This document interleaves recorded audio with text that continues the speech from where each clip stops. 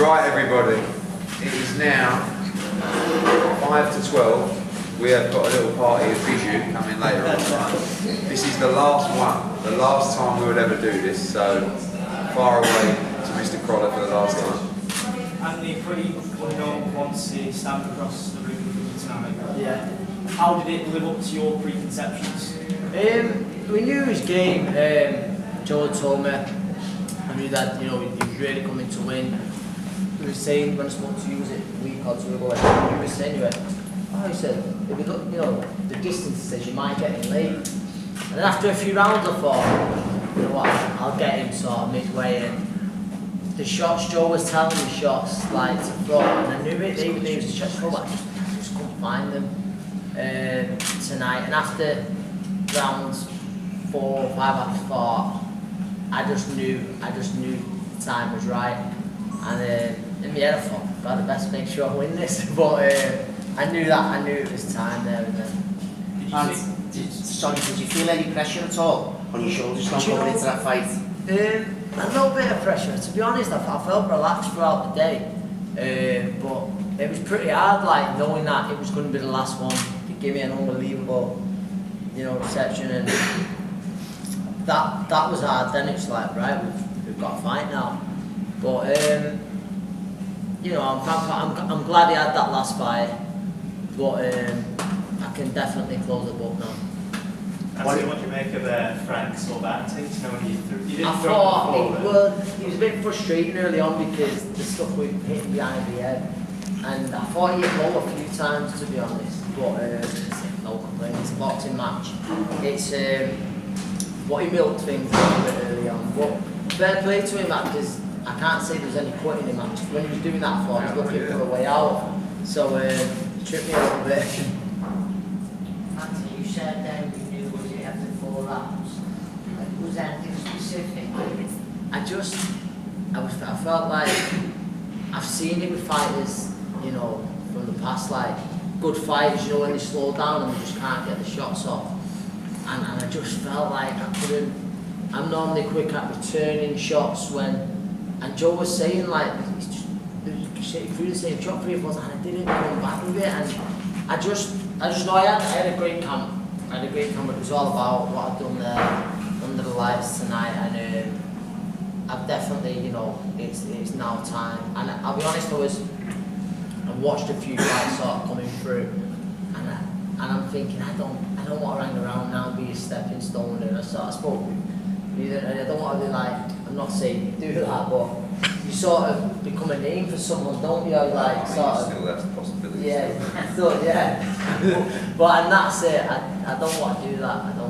Is it satisfying to know that at least you found that out there? Yes, yeah, it is, because I can walk away knowing 100%. It was going to be my last one anyway. So no matter if I looked really good, it was going to be my last one, definitely. Like a lot of people didn't believe me, but it was always going to be my last one. But that's like, it's sort of, what I think that's done, it's confirmed to people close to me who was a bit unsure. No, you was right, it's your last one. Closure. Yes, closure, Matt, thank you. Yeah, do you know, I hope you don't mind me saying, like, when you boxed Brian and Jason Wellborn, and that's no disrespect to them. Nah, it was closure. Yes, and that's it, because you know It's what hard to those fights. fight through a fight when you know that. Like, Yes. I was watching it thinking, and I was reminiscing back to me, I was thinking, okay, how I got from round, once I got to round 10, I was like, yeah, I'm alright now, fuck it, let's go in these rounds. But I remember from getting from 4 to 10. No, that was the same. I saw that in that fight. Yeah. Brian Rose, like you Honestly, tonight, where you go back to the corner after 4 rounds, where you think, I'm not I'm just saying retiring it. at the end of this, and I'm fucking, I don't want to be in here, Digging in a fight, you challenge fucking hard work. And when you've like got nothing really coming at the end, you think, oh, that's a fucking point. And then, you know what I mean? And it's like, but then if you stay in it, and like your pride keeps you there, and then like, well, for me, then you clash you, mate. Yeah. Like, fucking man. Yes, that sort of half happened there, but honestly, that is exactly what I thought then, with those 2 fights that I said. And I believe that a few years ago, I think I would have got that guy out of there. It wouldn't even happen a few years ago, would it? Yeah. So. And can I just read an old opponent of yours popped up on Twitter, mentioning no names, but he was a fellow scouser. Yeah. John Watson. Steve Jennings.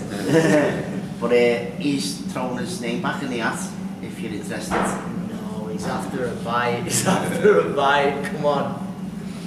What's the plan now, Anthony? Like, what do you want to do in retirement? I'm gonna. I'll be in my amateur gym Monday.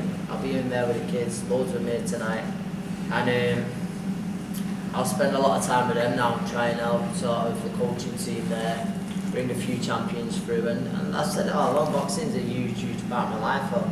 I'll be in the gym. Hopefully, like I'll help Joe out when he needs an hand, but I'll just have a little break from training. I'm always doing some kind of training, but actually punching and that.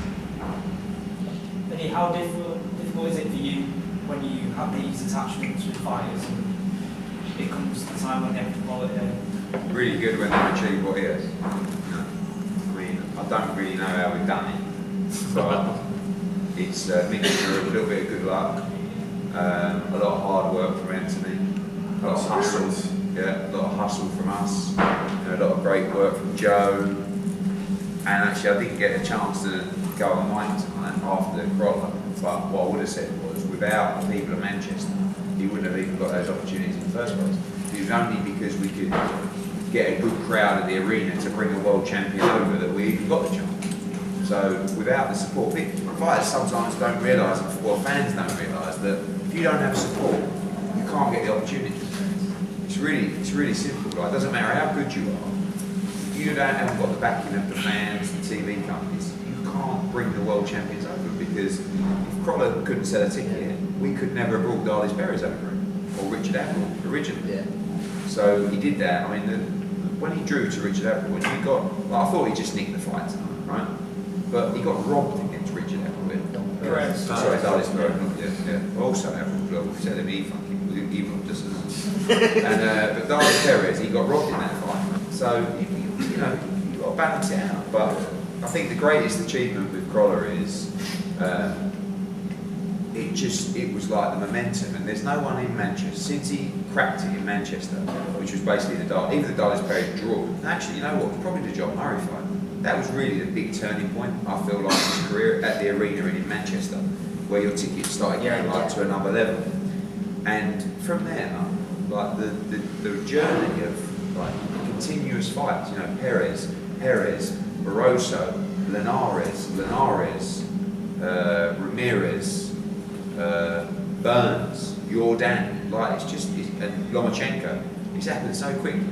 And the greatest achievement for him is, like, I think when you leave any job, career, whatever it is, to be able to sit on that sofa and just put your feet up and go, I couldn't have done any more. Like, he couldn't have got not one more drop out of his career. There's not one fight he could have, I don't think anything different could have happened. Like, he beat Perez in the first fight, he beat him in the second fight, he beat Barroso. Linares was a really close fight. I don't think he could have done any better against Linares. Couldn't have done any better in the Linares 2 fight. You know, beat Ricky Burns, beat Ramirez, beat Jordan. Couldn't have done any better than the Lomachenko fight. But when you see a fighter who can sit there with houses paid for, you know, putting his children through good education, happy, with a world championship belt on the wall, you know, this was never really meant to happen for Andy Crolla, I've got to be honest. Like when he boxed at the Bowlers, was it, against Kieran Farrell, right in front of 1,200 people to save his career. Like and when he, you know, got his fractured skull and his broken ankle, well, it just weren't supposed to happen. So the greatest achievement is everything that he's achieved. When I talk about people overachieving, it's not because they're very good. It's just that it weren't supposed to happen to him. He weren't an Olympic gold medalist who was given all these opportunities. Everyone went, yeah, Crolla's going to win a world title, defend it, try and unify and fill arenas. This is, for me, one of the great success stories of boxing, and also for us, because it's the one I'll probably look back on and go, how the fuck did we do that and end up with such a great life, and, you know, that money and those rewards. And it really comes down to, like I said, timing, good luck, but a lot of hard work and getting every drop out of, and there's nothing better to sit back and say, I couldn't have done any more. And he couldn't have done it, but he achieved with it. So it's a brilliant moment where he leaves healthy, safe, you know, money in the bank, achievements. He can look back on his career as a very proud man. Joe described Crolla as the last of his era of match boxing, you know, the likes of Kevin Mitchell going out. Yeah. Do you see it as a beginning of a new era now, and how to look back on? It is, but those guys, those new guys have got to step up, because you look at Groves, De Gale, Hay, Bellew, Crolla, you know, all these guys that have retired, they were almost household names. You know, the new crop have got a long way to go to be household names. And you know, the new crop I'm talking about, forget like the Olympians coming through. We've already got the crop. It's Callum Smith, it's Luke Campbell, you know, it's maybe Joshua Blackson, you know, but there are the new crop, but some have proved themselves, like Callum already, and now he's got to go on Billy Joe Saunders, these kind of guys, grab it by the tail and then run with it. But these guys, like I was saying to Joe tonight, who are we going to headline in Manchester with?